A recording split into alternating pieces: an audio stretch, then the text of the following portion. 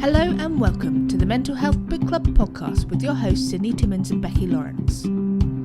We would like to take this opportunity to let you know that we will be covering a diverse range of mental health topics that may be distressing to some listeners. You can find a full list of the topics being covered in each episode in the show notes. Please check the show notes before listening to any of our episodes. Welcome to the next episode of the Mental Health Book Club podcast with your hosts Sydney Timmins and Becky Lawrence. Today we're going to continue with our review of Dandelion Angel, written by C.B. Calico. So in the first episode that you would have listened to, you would have heard the first two mother-daughter relationships. So we're going to be looking at Jo and her mother Gudrun, and this is based on the waif's daughter, and the darkness within the borderline waif is helplessness. So that's the emotion we're looking at. Jo's actually seeing a therapist, and she realises that she doesn't actually know what she likes. She realises that she does everything for everybody else and nothing for herself. But she remembers that she really used to enjoy horse riding, and so she decides to do that, which is really good for her. Although her mother still gets in the way, her mother still, doesn't want her to spend that time with herself. She wants it to be spent with her. Her mother is very demanding when it comes to her daughter. She expects her to do everything for her. And if she doesn't, she emotionally blackmails her and makes her feel bad for not wanting to see her and do things with her all the time. What did you think of this relationship? I could definitely see myself in this relationship, unfortunately. So there are times when I find it extremely hard to do tasks for myself just because there's anxiety and stuff that gets in the way. And I have to fight that to be able to do stuff. So there are times when I can't leave the house unless there's someone with me. There are times when I have to ask others to make telephone calls for me just purely because I get myself so worked up. I just stop. I just can't function, really. Yeah, and you don't necessarily know what it is that's causing you to feel that way. No, exactly. And so I can definitely understand perhaps more Gudrun's characteristics here, because some of them I can definitely empathise with. However, I do feel extremely sorry for Jo in this whole exchange with her mother. The fact that she is still using emotional blackmail to get her own way. Mm-hmm. I think that's probably the most difficult part that I can relate with, because I'm so self-conscious about trying not to be that person that expects people to do stuff for me. I suppose the major difference is that you know about your condition and your diagnosis, whereas Gudrun doesn't. So she's probably she's not as, if you're self-aware, then you can adapt. Whereas if you're not self-aware, you don't know what you're doing. So I think one of Gudrun's biggest issues is she doesn't know necessarily the effect she's having on her daughter. Yeah, exactly. And I mean, I've had to go through quite a lot of therapy to get to the point where I can understand how I'm feeling, understand what it is that I'm needing, and then being able to ask for it in a way that isn't making someone feel emotionally blackmailed to do something for me. Yeah. I mean, my mother used emotional blackmail quite a lot as a child, so I definitely relate to Jo in that I can see how for years I did everything for everybody else, and not just for my mum but for everybody around me. And I only learnt recently through therapy to take that time for myself and know what I want to do. And actually, I love reading. One of the reasons we do this podcast is I find real joy in it. And so, sitting down and reading a book and giving myself the time to do that is important for me, but it's taken me a lot of time to take that. So I do see Jo chooses horse riding, something I've never tried, but it's something I wanted to. I want to. It's definitely one of those things that I really want to do, but haven't got around to. You've tried it. Yes, I wasn't exactly that great at it. Let's put it that way. But she does like it, and she does choose to do that. And her mother isn't supportive, funnily enough, with her decision. No.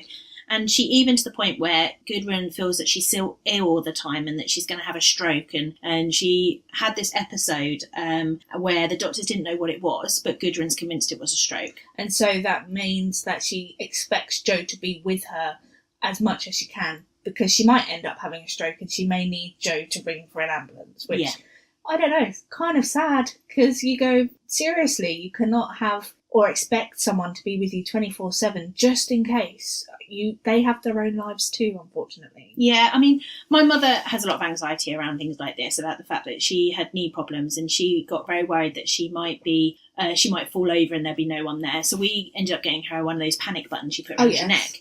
And that helped her feel, well, actually, no matter where she is, it even extends to the bottom of the garden. Not that she goes that far, but it does. So if she is out and about in the garden or even in the house or upstairs, she knows that there is someone on the end of that button.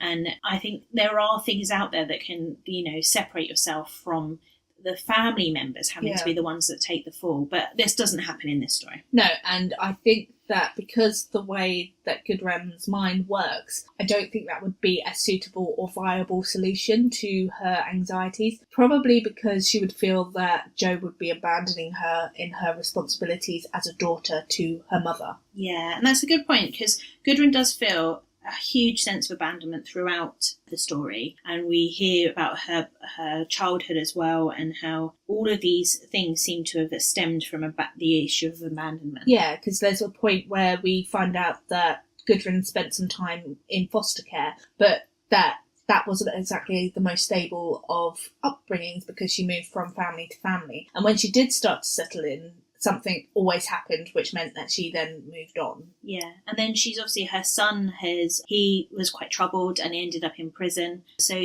although it's obviously been taken away by the state, she would feel the sense of abandonment from that as well, that he has left her and chosen to be naughty and to get that done instead of being with her. So there is that sense as well. Yeah, exactly. And I do think that in this situation, Jo is very much more the parent than Gudrun is. She is definitely parentified by her mother. She is expected to do things before any kind of reasonable age that you would expect children to be able to do certain things, if that makes sense. Yeah, no, definitely. That Jo goes above and beyond for her. Gudrun's completely dependent on her. Yeah. There is such a close relationship, but not one of necessarily love, but just dependency. Yeah, it's very much more dependency than it is anything else, and it's Gudrun's dependency upon Jo. Yeah, and Gudrun takes that, she feels neglected if Jo doesn't want to spend time with her. Or if Jo has to do her own things, such as go to her job. Yeah, sleep, eat. Yeah, how rude. But you do find out that Gudrun has, she's had a number of violent boyfriends, and her son even has. You don't just find out about Jo's relationship with the mum, but also her son. Before he went to prison, he actually had to be the one that stepped in himself to protect his mum. Yeah, from these violent boyfriends. So it's not just Jo that's been the mother figure. I think the son as well. Probably a father figure. Yeah, which is probably why he's rebelled and ended up in prison, because he's been fighting against that responsibility. One of the things with borderline personality disorder, particularly for developing borderline personality disorder, is that you would have been parentified as a child. You would have had this expectation put upon you that you should be able to do these things before you should be able to do these things. So unfortunately for me, I was parentified by my father, and whereas your issues seem to be mainly with your mum, mine conversely are with my dad, and the way that he treated me and the expectations he placed on me as a child, when actually it was his responsibility as the adult in the situation to do things. It wasn't me. So for example, there are times when I was expected to do certain self-care things for my sister, and if I didn't necessarily do that correctly, he would then use that as something against me. And he even holds it against me now. In my 30s, he would bring up these memories that he had. Oh, do you remember the time when you did this? And I was like, but I was 8. Yeah? I'm not responsible for my sister wearing clothes or suitable clothes when I was 8. Yeah, you're still learning what's suitable for yourself. Exactly, let alone what a 4-year-old needs to be wearing. It's not my problem. You're the adult. You should have done it. And it's taken me a lot to start to realise this, that actually there were certain things in the past that I shouldn't have been expected to do.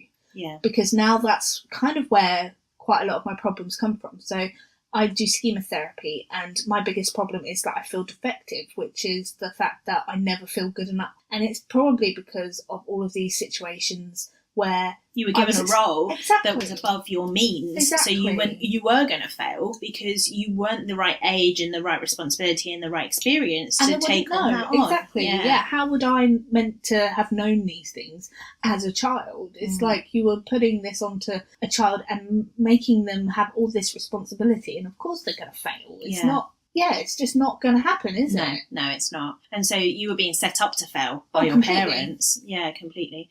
And I think Jo feels that. She never feels good enough. No, and that comes across very clearly in the book, that she is probably, which is the reason why she doesn't have any interest of her own, because she couldn't, because if she did, she would be made to feel ashamed of those by her mother, which you see when she basically has to give up the horse riding. Yeah, and it's not just even, I think, that she feels that dependency and that need. There also seems to be that Gudrun seems almost jealous when she's good at anything. So when she was good at the horse riding, Gudrun almost has this jealousy, this competitive nature with her own daughter, which I found really hard to sort of understand. But then I potentially see that with your relationship with your mum. There are probably times where she would be jealous of some of your achievements. I don't know if you feel the same, but from an outsider looking in, I definitely feel that at particular points that could be the case for you. I think she definitely tries to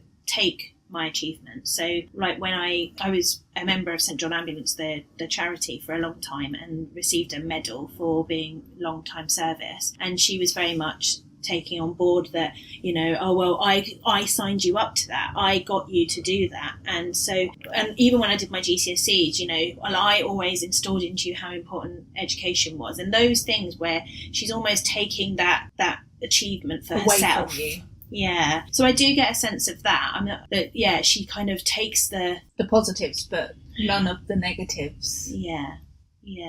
Now, in the book, Gudrun actually has a heart attack and dies. And Which is sad. It is. But I almost think that Jo takes on the responsibility of arranging her funeral. She can't get hold of her brother because, although he's out of prison at this point, he isn't at the forwarding address that he gave the prison, and there is no forwarding address at the hostel where he was. So she can't get hold of him. And that's when she reaches out to the foster family. Yeah. I thought at this point she must have felt a real sense of almost, yes, she would have been sad her mother was dead, but maybe a sense of relief as well, that the responsibility that she's held on to for these 30 odd years had disappeared.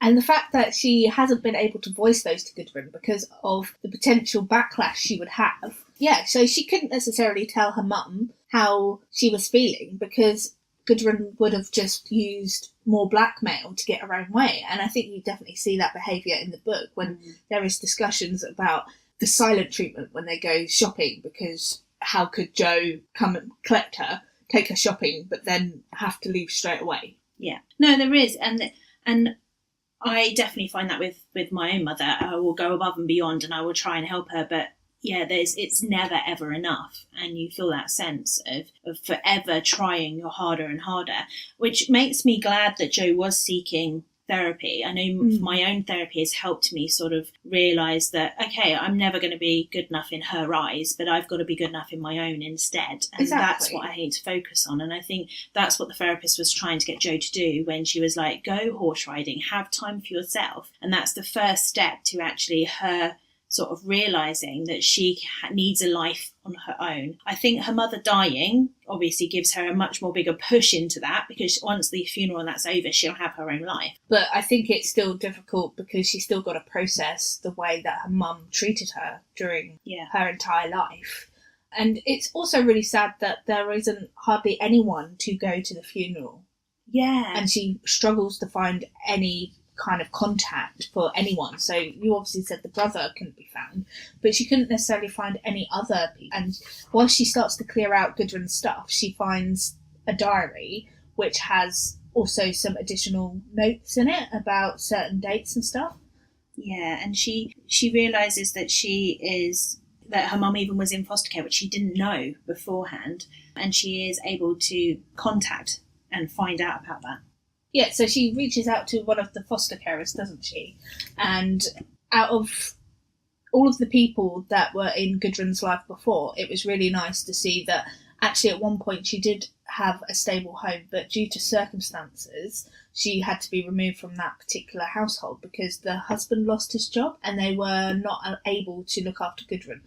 But that isn't because they wanted to, because she said that she really wanted to keep hold of Gudrun and they tried to get her back, but that because they weren't allowed to, that's what had to happen. They even said, the state said that their foster parents weren't even allowed to contact her. So it was literally, she was taken away and that was it, even though it was out of their control as to why the husband had a car accident, I think it was, or some kind of accident, which had left him losing his job. So she had lost the stable environment that she got into. And we also find out from the foster mother how Gudrun was when she came to them, and even the description of how she was when she first entered their household was really, really difficult to read. Yeah, she obviously had a really, really hard start to everything, and I know that she also finds out as a child, hadn't learnt about Mother's Day.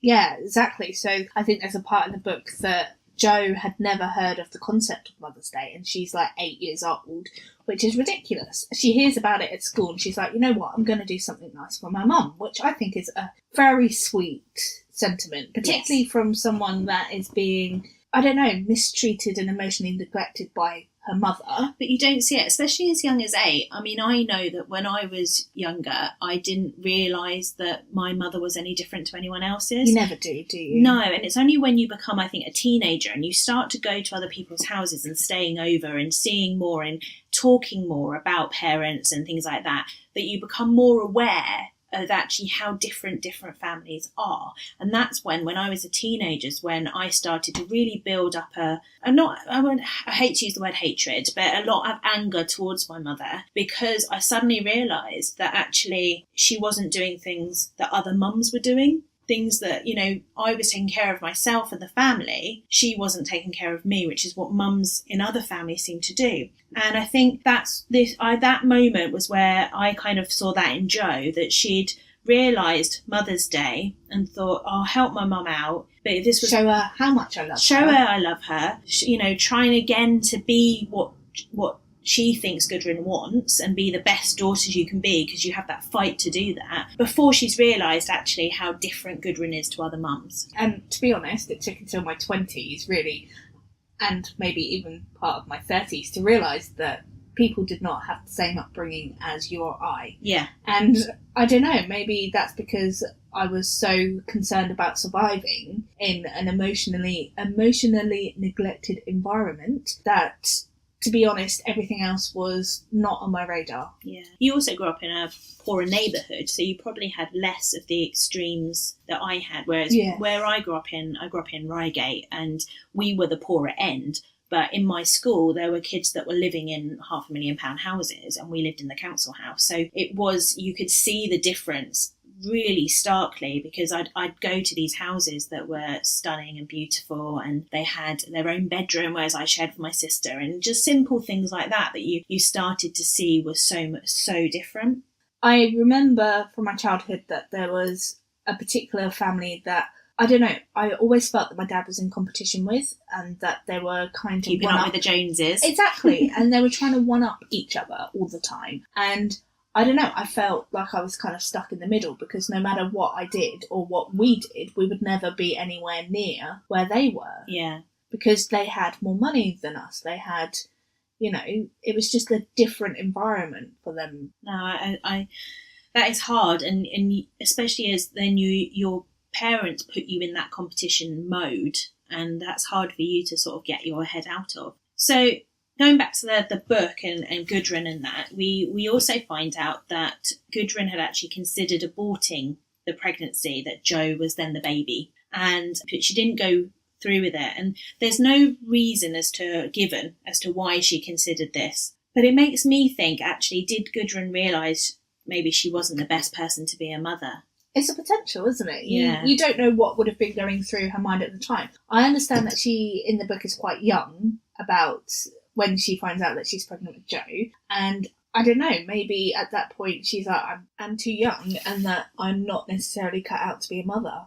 Yeah, and some people aren't. Some people don't have the maternal instincts that everyone else has, especially as she wasn't taught necessarily to be a child. You know, at the age of 5, when she went into foster care, she was frightened, she was withdrawn, the things that she would have gone through. And then when she did get settled, it was then removed from her. So she's got a very limited experience of what good parenting is. Yeah, exactly. And how would you necessarily then be able to bring up your own child? It would fill me full of dread. It really would. Yeah. I worry, like, that, you know, I'm not like my mother, but I do worry that if I had a child, you know, I'd have to keep checking myself to make sure I didn't do things that she did. Yeah, but then you're now aware of the things that have caused you issues, that you are going to be more conscious of it. So I don't think that that's going to be so much of an issue, because you are going to be like, hang on a minute, am I just doing this? But it did make me relate a bit more to Gudrun in that moment. And I think Jo takes it as, oh my God, how could she have considered not having me? But at the same time, I think a lot of women go through that when they find they're pregnant, you know. And it's not necessarily planned. Yeah, especially if you're young, like you said, and things like that. I think it's natural to consider other options if you're young and you it's not planned and things like that, no matter how, you know, we might not want to go through that ourselves. I also think that in this situation it's really quite sad, because Jo has a husband but their relationship is strained, and that it's not necessarily the fact that she is able to vocalise her concerns and issues with him.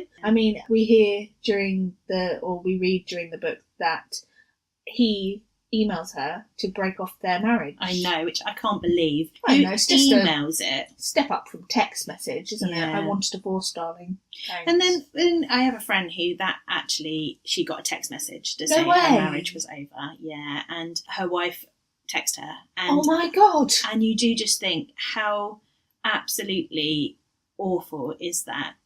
How damaged do you have to be yourself? So although we don't find out a lot about Rolf. Yes, I think that's how you say it. Rolf. But we find out he was spending a lot of time away from home, he was working a lot away, and there was probably a lot of quiet resentment, it seems to think. Yeah, but it's also the fact that it seems that it was quite mutual, because she was like, well, I don't want this marriage to continue, and she actually felt relief when he emailed her, which probably doesn't happen to a lot of people. No, I imagine it must have got to a point where they just both hadn't pulled the plug for a while.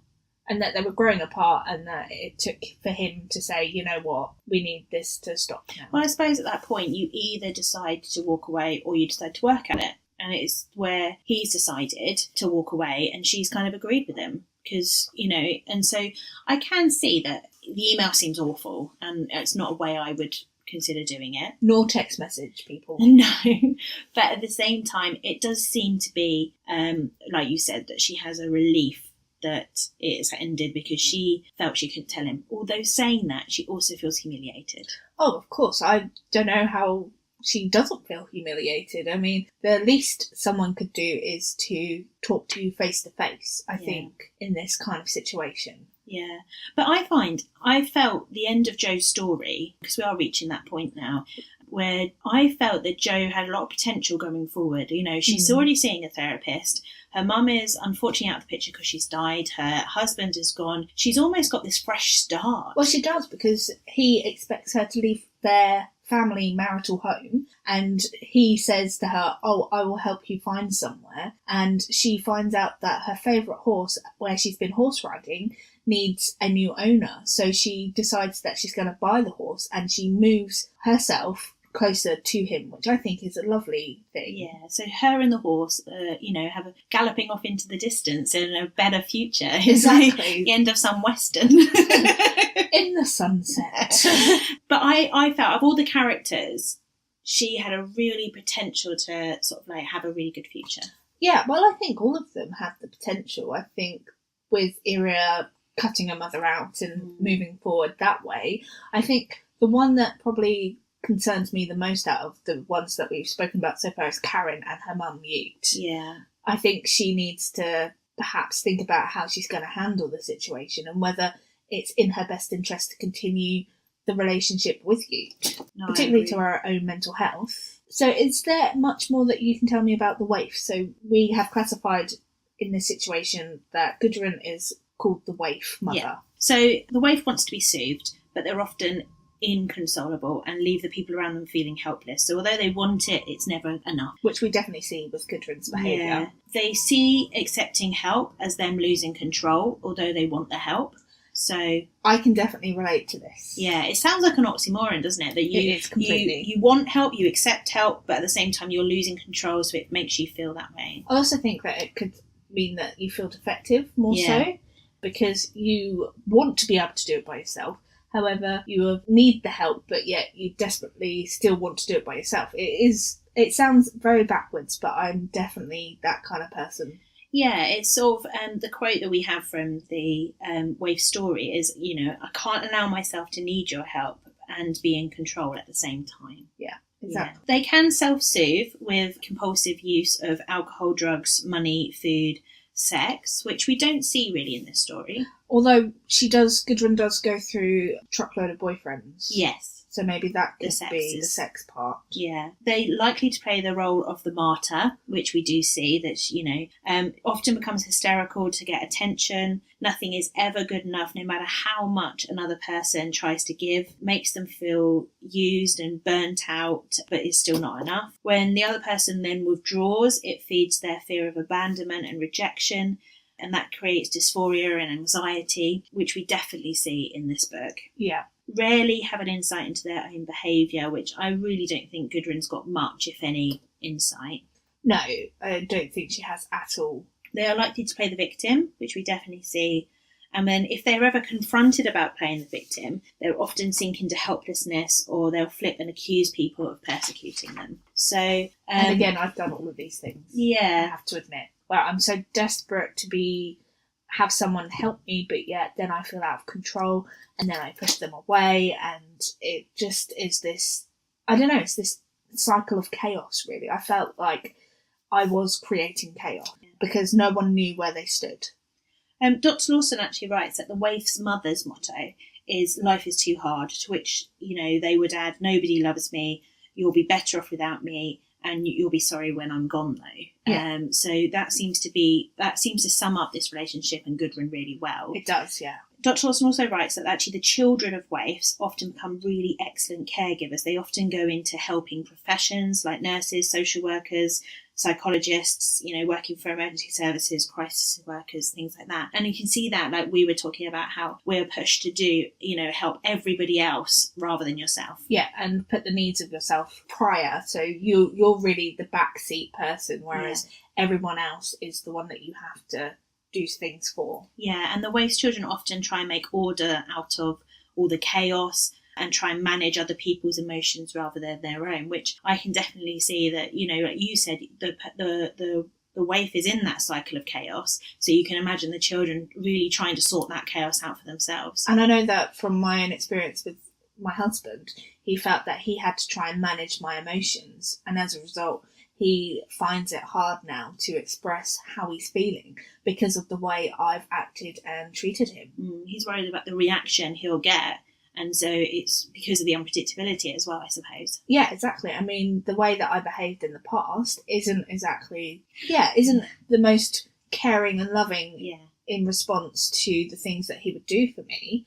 And so he finds it very difficult. Well, anger was your biggest response to anything. So anything and everything, even if it wasn't the actual emotion I was feeling. And it, as we said a little bit earlier, if they're confronted, they would play the victim, feel helpless, but then also flip and accuse people of persecuting them, which I think you did see that with you and your husband, and how you would then, if he ever did criticise you, that was it. He was, putting you down, and he was, and that anger would come out in that way. Exactly, and just like the simplest things that he doesn't necessarily realise has triggered something in me. So, for example, there was this particular part where I asked him to read some writing of mine, and he turned around and said he was surprised about how good it was.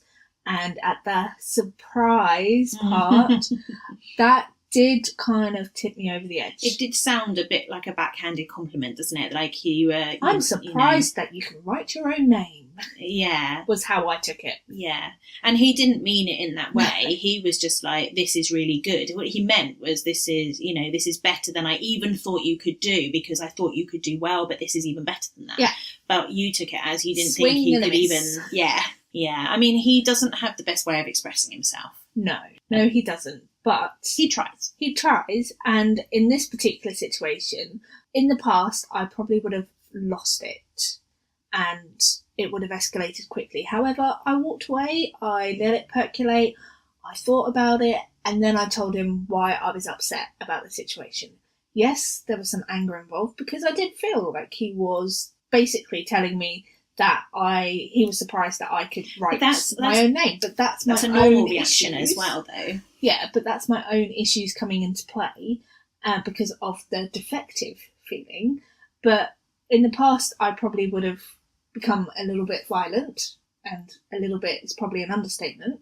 This time I talked it through with him and I explained to him, probably with some anger in my voice, why it had affected me so badly. Yeah. And I think that is really important because then he can start to understand from your point of view what's happening, and he can read the emotion better and understand the reaction better. Exactly. Yeah. Okay, so I think that's it for the waif, really. I think so too. For Jo and Gudrun. I think we are going to move on to Mandy and Petra and the witch's daughter, which is what it's described at, which is the emotion that the witch's daughter mostly feels is rage. So you probably can relate to I this can one. definitely relate with this one, unfortunately. Yeah. So Mandy had a really difficult childhood with her overbearing mother, who was obsessed with cleanliness. She's chosen to use the nickname Angel instead of her name Mandy. She was sexually abused as a child, and her mother dealt with it very badly, telling her that it was her own fault and that she was stupid, and then she locks her in a room for 3 days. So at the age of 13, she then tries to run away from home and escape her mother Petra's beatings. So she's also being physically abused. We find that Mandy then is in Berlin, where she's working as a bike courier, but she stole the bike to do the job. She's then arrested for stealing the bicycle. They notice that she's got a terrible stutter, and they arrange speech therapy. They put her into assisted housing, and then years later she discovers that her mother attended a draconian 1950s East Germany nursery school, where under the communist regime she was taken away from her parents and put into a very strict regime with the other children, away from her parents. So there's a lot going on, I think, in this story. And I think that the saddest part is the fact that she had to run away so early to get away from her mother. Yeah, 13. Exactly. That's extremely young. She ended up sleeping rough at times and squatting, and that she actually has turned her life around, or at least is starting to make some progress with her life, when we bump into her after she gets arrested for stealing this bike. Yeah, and that's where the story starts, and then you go back and you hear about her past, Exactly, and then you go even further back and hear about her mother's past. So starting off about she's obviously got this stutter as well that is... It's debilitating, yeah, because she doesn't speak yeah, at all until she gets this fantastic cop that takes pity on her and points her in the right direction so that she can get the services and things that she needs. Well, I think he realises that she's stolen this bike, but actually there's more to the story than that. It's not just as simple as she stole it because, she wanted it. She actually stole it because she could then get a job, she could then do these things. And she didn't really realise how much the bike was worth. I think she just stole it because it was the... easy target. Yeah, it was a bike that she found. And that's... So I think the policeman is definitely given a bit of credit here for actually helping her out. I believe it's police lady. Oh, sorry. Police lady. That's all right. But no, she does. She looks at Mandy and she's like, I cannot believe that this situation has happened to her. It's just shocking, really. And she thinks about her own child, and she realises, because she's had experience, because he had a stutter, that how difficult it would be for Mandy to just be able to live in society. Yeah. And so she gets her into all of these services that are available. And at that point, it really starts to mean that Mandy's life is turning around for the better. So she continues with her job for a while. She has this house, which she calls her own, which she didn't have before. Yeah. And it just seems like her life is on the up. Yeah. It takes 2 years of that therapy to get to a point where she does be able to do that. But what I thought was interesting is that her doctor actually admires her strength and resilience, because she doesn't pity herself and she's not bitter about her childhood or what happened earlier on. Which you would think quite a few people would be, because it is as a result of her childhood that she finds herself in the situation where she's unable to communicate with people. She is unable to do other jobs, whereas at this courier service, she basically doesn't have to speak to people, because she just goes in, drops off the parcel and leaves again. Yeah, so she's chosen things to benefit her. And yet she is diagnosed with PTSD, so post-traumatic stress disorder, where she's actually still getting flashbacks and nightmares. She's got anxiety and even cognitive problems because of the abuse that she's had from her mother and the sexual abuse that she had as a child. So she's still really living through some of it. Exactly. And when you hear the stuff about the sexual abuse and the way that her mother reacted, I think it's outrageous. Yeah. I mean, she comes home and she tells her mum what has happened. So she is part of the German regime as a child for the Free German Youth Group, where she is going around and she's collecting paper and bottles and things to do for the group. And this man invites her into his house. And while she's in his house, he sexually abuses her. And she goes home and she tells her mum, and her mum basically turns around and tells her that she's stupid, she shouldn't have gone into this person's house, and that she asked for it, basically. She actually is saying, that she calls her a trollop, doesn't she? Yeah. She's the one that's actually made this man do this to her, which blame the victim. Yeah, exactly. It's totally blame her rather than the fact that this man went and touched her inappropriately. Yeah. She even locks her in her room, doesn't she? Yeah. And threatens her with violence. Exactly. Nothing like, giving your child some issues there, which is, as a result of that, that's when the stutter starts to occur, because that's when she goes into school and she finds that she can't actually speak without stuttering. And just to let you know that the noise in the background is the bunny rabbit playing with his tunnel. Yes. So. The mother's also always criticised her for the cleanliness of the house and wants it completely clean, and really pushes her for that as well. And I think from the stutter, can show that often children get that when they are under a high level of anxiety, where they are being controlled and being criticised to such an extent that they just literally can't talk back and answer back to the parents. Exactly, and there are points in the book where it discusses the fact that her mother would make her go out and weed the patio area, kind of like the balcony area of their flat in Germany, and pull out all the weeds until her knees bled. Yeah. And that's why, I quite liked the bit in the story where when she does have her own place and the dandelion grows on her balcony, and she leaves it, and it's that sense of, it's kind of two fingers up to her mum, I'm going to leave that dandelion. It's my decision, and I can do what I want. Yeah, and it's that choice of taking her life into her own hands, and I think that shows a really good sense of recovery for her after the treatments and that she's having. Exactly, and I mean, it's kind of interesting that you find out that her mum has found out where Mandy is and is emailing her boss to get her to get in contact with her mother. And to be honest, why would she? Her mother treated her like she was her own personal punching bag. I don't understand why. Which is why when Mandy doesn't make contact and you go, good for you, but her mum is persistent and keeps emailing her boss, and he turns around and tells her that she needs to do something about it. Yeah, you either need to tell this woman to stop doing it, or you need to talk to her and sort out whatever's going on, not get your personal life involved in your work life. Exactly. Yeah, it is hard, and I think she ran away at 13. She doesn't want her mum in her life. How much more do you have to be told? But then a long time has gone by at this point, so is her mum the same person? Yeah, but I think she probably is going to be exactly the same person.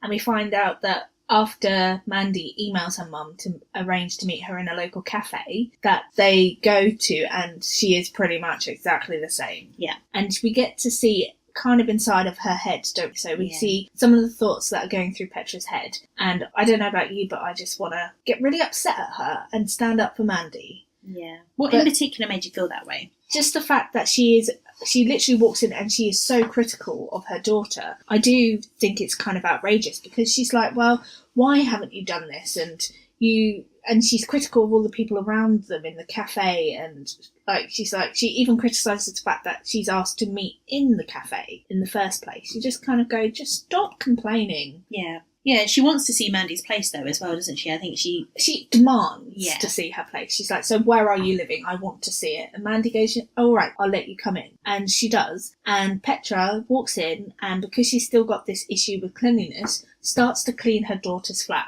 that she's not actually seen in quite some time. And I'd be like, you know what? Stop it. It's not your stuff. Leave it alone. Yeah. And I think that's kind of a turning point for Mandy when she's like, you know what, no, because that's her safe space. Exactly. That's her place and her area. And I think part of her recovery was identifying her own home, you know, because she didn't really have a home because it was so unstable as a child. She wouldn't have identified her house as her home, a place that she felt safe, because she was so violent. Exactly. And I think the real tipping point is when Petra tries to remove the dandelion from her balcony. Yes. And you're like, I don't know about you, but I was sat there. Don't let her do it. Exactly, yeah. I was screaming at the book, don't let this woman do it. And Mandy turns around and without stuttering tells her mum to leave it alone and get out of her house, which I was like, yay, go Mandy. She does it. It ends up, though, with her recovery, she ends up wanting to finish school. Yes, which is fantastic. Yeah, education. I mean, I'm always telling the kids how education is your way out of any of your past. It's a way to really improve yourself and to learn more. It's always going to open your mind up to a lot more possibilities. And she actually decides to specialise in history and German history and speaking German. Yeah, and specifically looking at where her mum would have come from, so the East German communist area, where she doesn't know much of the history because obviously she hasn't been anywhere with her mother, but she starts to learn what her mother's childhood would have been like. Yeah, and I think this helps her to understand where her mum was coming from. Not that it justifies at all what was going on, but it does kind of make you see that, you know, her need for cleanliness came from that regimented idea. You know, she was in one of these kindergartens in communist areas where the parents are all pushed to work because you've got to be part of that communist spirit. You've got to fight for, you know, your country. You're working for your country. So therefore, all the kids are taken and put into one big kindergarten from a very young age, probably younger than most people would leave their children on a daily basis for long hours. Yeah, and they weren't exactly treated well at this point, were they? So No. We see that Mandy contacts one of the people that would have been at the kindergarten when her mum was there, and she asks about what her mum would have gone through at the time. And so their philosophy was that most of the time the children would be in their cribs, and that if they were upset, they would not be comforted by an adult. They would just be left to cry. Yeah, and, you know, psychologists have done a lot of work about actually human contact is really important for us as human beings at any age, but particularly when they are young. And actually, if you don't have that human contact, it does actually psychologically change the way your mind works and thinks. Exactly, and really what it turned out was that early psychiatrists in that time had already decided that this separation wasn't necessarily that bad a thing, or whatever negative impact there was going to be on the child, that they would just get over it later on. Yeah, that actually it was okay because at the end of the day they were being brought up by people and they still had adults around, therefore it was okay. Yeah, exactly, and everything was so regimented and scheduled, and you would see why Petra would still have these thoughts and feelings as she was older, because she was expected to do this rigidly as a child. Especially as you can even see the violence coming out. You know, they were punished as children as young as 12 months old by slapping in their face, or because they had a dirty diaper and they weren't toilet trained yet. But, you know, 12 months is so early to toilet train your child. Most people wait to 2-3 years old when it sort of comes more naturally and they're more aware of the feeling of wanting to go and things like that. Exactly. And if you were slightly older, you were made to feel ashamed in front of all the other kids by the staff. Yeah, and if you were publicly ridiculed if you spilled food or drink and you were singled out, and this does actually explain why Petra treated Mandy in the way that she did. But it doesn't detract from the fact that she shouldn't have been doing it. Do you want to tell us a little bit more about this sort of character of the witches? The characteristics of the witch. Yeah, the characteristics of the witch. Yeah, so it is said that the witch is sadistic, and she's controlling, and she's very punitive, particularly with her children. And it's usually unpredictable, but it happens so often that child expects to be hurt by her. Right. So you don't necessarily know why you're being hurt, but you just know it's going to happen. Exactly. It also means that it engages the borderline rage, which leads to denigration, smashing of objects, especially if they are favoured objects of her child or partner, which I unfortunately did do. We also have this issue where you have splitting. I don't know if you've heard of this concept. No. So this happens quite a lot for me. One day you could think that this person is the best thing since sliced bread. You idolise them, they're amazing. But then the next day you could be the complete opposite. You hate that person, you think that they are horrible and that you do not want anything to do with them.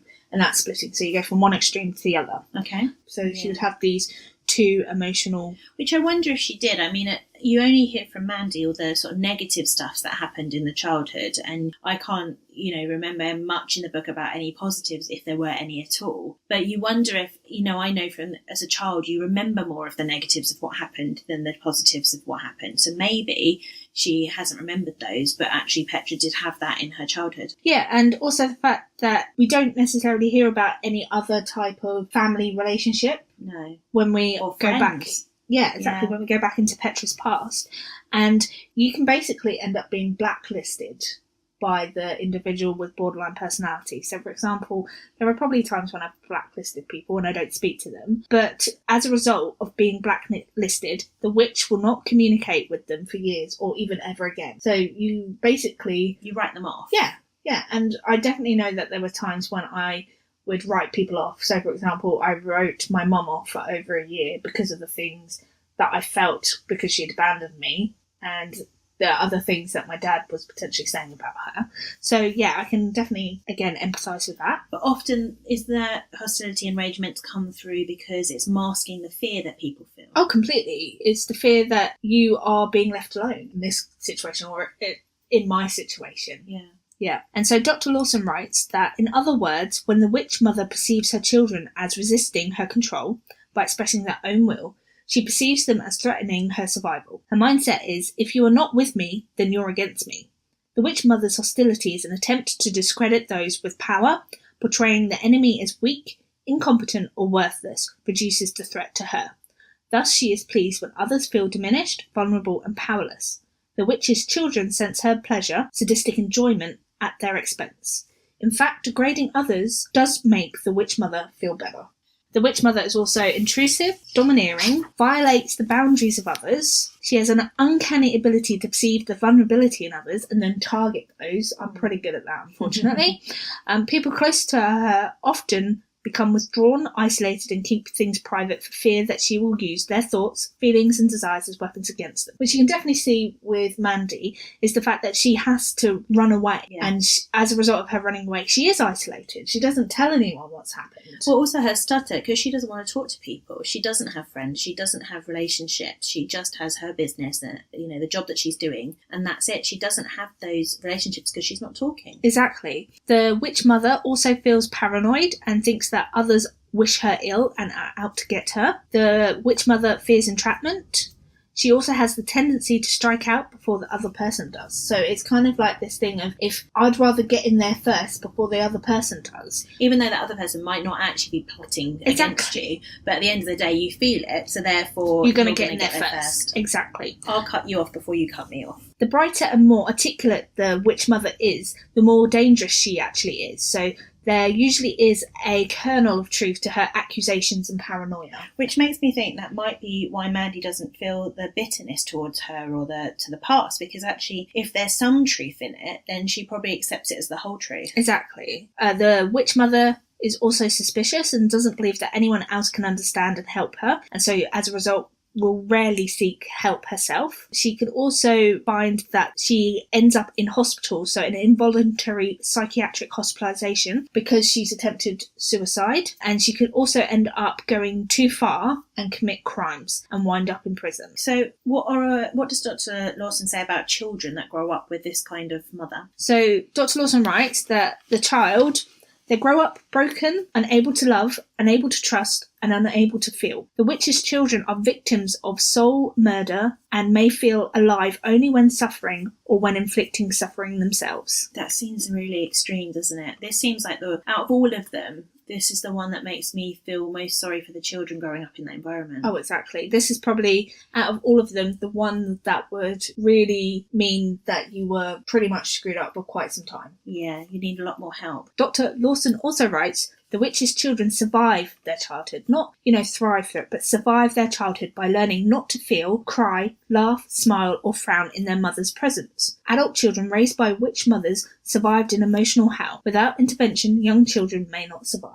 And I think the only way Mandy does is by leaving. Yeah, and that's the only course of action she has. She can't do anything else other than get out of that situation. The fact that these children are learning not to feel or show emotion in their mother's presence just makes me think, I was taught to really shove down any anger I felt and any upset and things like that, shoving it down as far as you can, and trying not to show emotion is a really difficult thing to do. There are going to be times when you bottle it up, and then it just explodes, and you just can't help yourself. I don't know. I definitely think that the witch mother is probably the worst of all the mothers. Yes. But again, you can see where Petra has come from. You can see why she may be the way she is, but that does not excuse her behaviour in any way. No. But I think that's what this book is about. I think this book is about not only understanding the children, but understanding the mothers and their past, and that we are all a composition of our childhoods and our experiences, and that then has an effect on the people around us. So that's it, I think, for our 4 daughters and mothers. Yeah, and then we get to the point where Calico brings all of the women together. So this is where she brings all of the daughters together. And she does this by seeing them through a chat group about women that have had mothers that may have borderline personality disorder. What did you think of that? I thought it was really interesting because although they've all got mothers, the borderline personality disorder, they are so different because they are the different extremes of the character. And we also see that all 4 of them have been able to kind of break away from their mothers. I know in some cases it's a case that the mothers passed away, but they have now started to live their own lives away from their mothers. Yeah, I mean, some of them have deleted their numbers, some of them have refused to have them in their lives. And I think for them, that's a really positive mood. I know it must be terrible for the mothers to think that their children have rejected them. And that's going to feed into a lot of the things we know about borderline personality disorder. But then does that not then give you a reason to seek help as the mother? Yeah, maybe. But then a lot of them won't accept help and won't criticise themselves, will they? So, no, probably not. So but you would hope that they would get help. But the book ends, it's about the children and it's about the future, and it does seem to be a nice way of ending the book with a positive, that these hope. women have been able to get over the struggles that they have suffered during childhood. Yeah. So that was Dandelion Angel by C.B. Calico, and our next book will be Made You Up by Francesca Zappia, and we will see you in 2 weeks' time. Bye for now. Bye.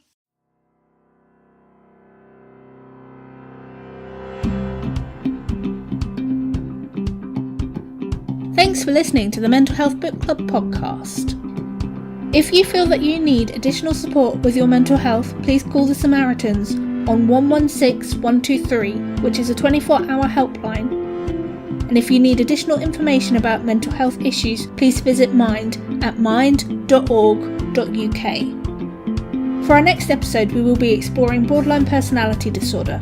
And if you wish to read along with us for our next book, it will be Made You Up by Francesca Zappia. And you can find out more about this at our website, which is mentalhealthbookclub.com. We would really love to hear what you think about this podcast. Please get in touch with us at our Facebook page, which is the Mental Health Book Club, or on Twitter at MHBC_podcast. And if you'd like the podcast, please share it with your friends and family and leave us a 5-star review on iTunes or wherever you get your podcasts.